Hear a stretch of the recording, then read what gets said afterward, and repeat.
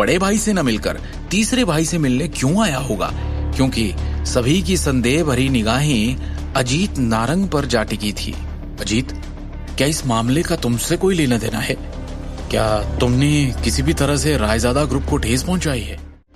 क्या मजाक है? आखिर नारंग ग्रुप का कोई भी शख्स रायजादा ग्रुप जैसे ताकतवर बिजनेस टाइकून से टकराने की हिम्मत कैसे कर सकता है? रायजादा ग्रुप के एक इशारे पर सारा नारंग ग्रुप एक चुटकी में दिवालिया हो जाएगा। तो फिर मैं कैसे? अजीत नारंग ने जल्दी से उनके साथ सभी संबंधों से इनकार कर दिया। हम जल्दी ही पता लगा लेंगे। आप फोन उठाओ और स्पीकर चालू करो, देखते हैं रायजादा ग्रुप का क्या कहना है, अमिताभ नारंग ने ठंडे स्वर में कहा।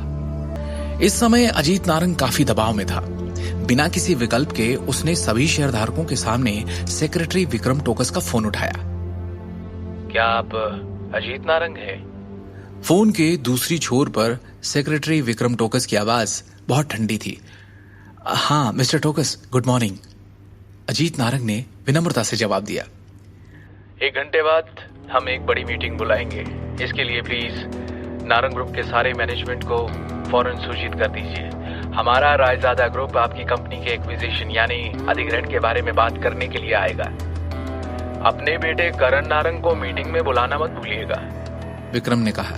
जी बिल्कुल, अजीत ने तुरंत उत्तर दिया, क्योंकि वो विक्रम टोकस को अपमानित करने की जरूरत नहीं कर सकता था।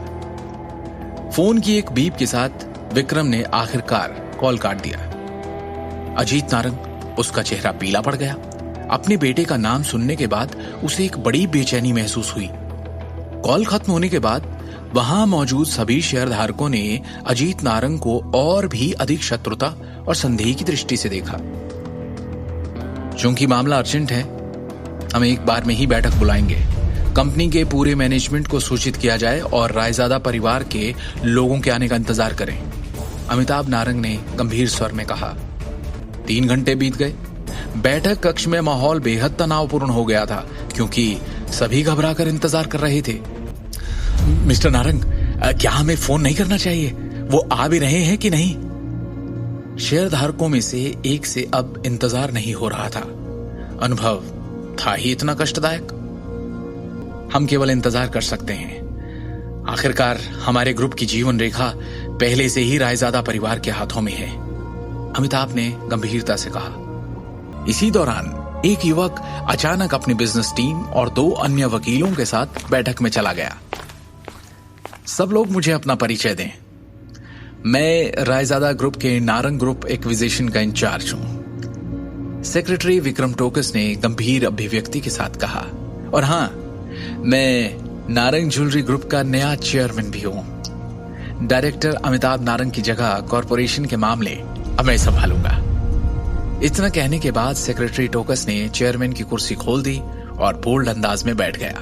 भवानी नारंग के निधन के बाद से नारंग ग्रुप के चेयरमैन का पद खाली था।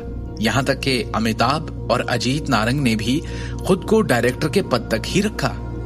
ये नजारा देखकर नारंग परिवार के सभी सदस्यों के चेहरे पर घृणा आ गई, पर वो चुप रहे, क्योंकि वो रायजादा ग्रुप को नाराज नहीं करना चाहते। सेक्रेटरी टोकस परिवार के सभी लोगों के हाव भाव देखकर मुस्कुराया और बोला, आगे बढ़ने से पहले ऐसा लगता है आप सब में काफी लोगों की समझ में नहीं आया कि अभी स्थिति एग्जैक्टली है क्या। इस समय मेरे हाथों में नारंग की ज्वेलरी ग्रुप के 55% शेयर हैं। इसके अलावा मैं मैनेजमेंट के तहत 20 ज्वेलरी फैक्ट्रीज और 30 आभूषण फ्लैगशिप स्टोर्स के कंट्रोल में हूं। मेरा मानना है कि अगर मैं चेयरमैन का पद लेता हूं तो किसी को आपत्ति नहीं होगी, है ना? टोकस के ये शब्द एक ढोल की तरह लग रहे थे, जो सभी के मन में गहराई से उतर गए, जिससे वो चुप हो गए। ये एक्विजिशन के दस्तावेज हैं, प्लीज आप सभी एक बार ध्यान से पढ़ लीजिए। टोकस ने दस्तावेज की कॉपियां सभी में बांटने का आदेश दिया। उपस्थित सभी शेयरधारकों ने दस्तावेजों को पढ़ते हुए और गहराई से विचार करते हुए गंभीर भाव प्रकट किए कि तभी शांति में विक्रम टोकस की आवाज फिर से आई, एक अलग अंदाज में। करण नारंग कौन है? आगे की कहानी जानने के लिए देखिए अगला एपिसोड सिर्फ पॉकेट एफएम के यूट्यूब चैनल पर, और शिवम द हिडन वॉरियर के सारे एपिसोड्स को सुनने के लिए डिस्क्रिप्शन में दी लिंक से डाउनलोड करें पॉकेट एफएम ऐप।